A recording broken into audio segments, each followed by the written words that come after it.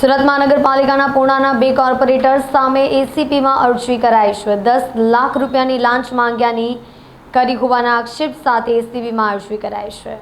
સુરત મહાનગરપાલિકાના પૂર્ણા વિસ્તારના 2 કોર્પોરેટરો વિરુદ્ધ અમદાવાદ એન્ટી કરપ્શન બ્રાન્ચમાં ફરિયાદ થઈ છે। પેન પાર્કના કોન્ટ્રાક્ટર પાસે 11 લાખ રૂપિયા માંગ્યાનો આક્ષેપ કરવામાં આવ્યો છે। સમાધાનનું નક્કી થઈ ગયા બાદ પૈસા માટે પણ ઉઘરાણી કરી હોવાની અરજી ફરિયાદીએ કરી છે।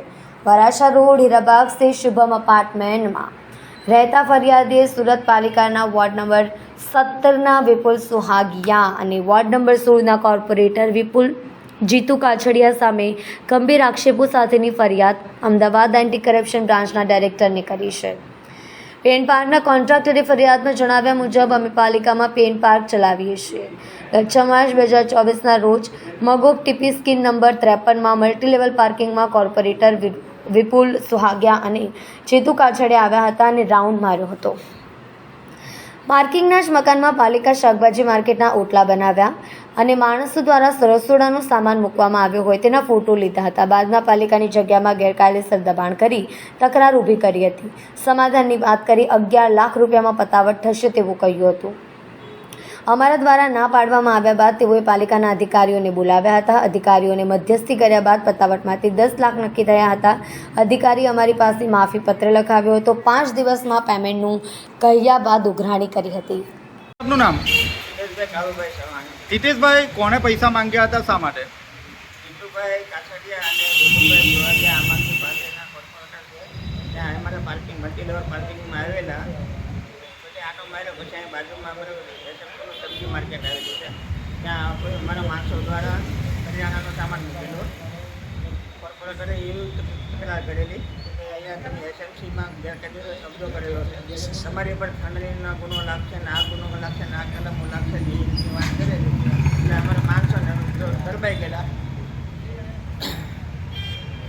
કેટલા રૂપિયા માંગણી કરવામાં આવી હતી? કોણ કોણ? આ બાબતે એનો મિત્ર અને મારો મિત્ર થાય એવા માણસને અમે બોલાવેલા કે આ રીતનું વાત કરે છે, પૈસાની માંગણી કરે છે જરા જો। એટલે એની પાસે પૈસાની માંગણી કરાવેલી કે એટલા થાય છે 11 લાખ રૂપિયા। પછી એને ના પાડી પછી પાછા એને બપોર પછી પાછા એ રીતે બોલાવ્યા, અધિકારીઓને બોલાવ્યા, અધિકારીઓ સાથે મિટિંગ કરી પછી પાછા ઓલા વચ્ચેવા ભાઈને પાછા બોલાવેલા છે। અમે કીધું ભાઈ આ ભાઈએ હું તમને કીધું તો કીધું આપણે 11 લાખ રૂપિયા થશે એવી વાત કરેલી।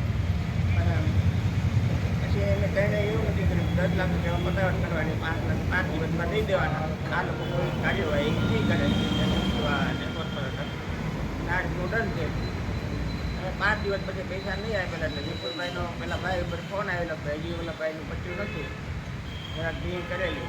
પાછા જીતુભાઈ મળેલા જોન ઓફિસર એને કીધું કે તમારા હજી ડોક્યુમેન્ટ હજી નથી પગ્યા, 9-10 જે ડોક્યુમેન્ટ તમારા એટલે ડોક્યુમેન્ટ ફોરવર્ડ ભાષામાં એ બોલતા હતા। પછી જ્યારે એને વધે દિવસે પાછી કાર્યપાલકની ઓફિસમાં અમારી મિટિંગ થયેલી। કાર્યપાલક ઇન્ચાર્જ, પછી આસિસ્ટન્ટ કમિશનર જીતુભાઈ કાછડિયા, પછી ભાઈભાઈ જસાણી અને હું આ 5 જણાની 1 કલાક જેવી મિટિંગ આવેલી। એમાં એનું આખું રેકોર્ડ ડિવાઇસમાં મારી પાસે છે જે મેં એસીપીમાં રજૂ કરેલું છે।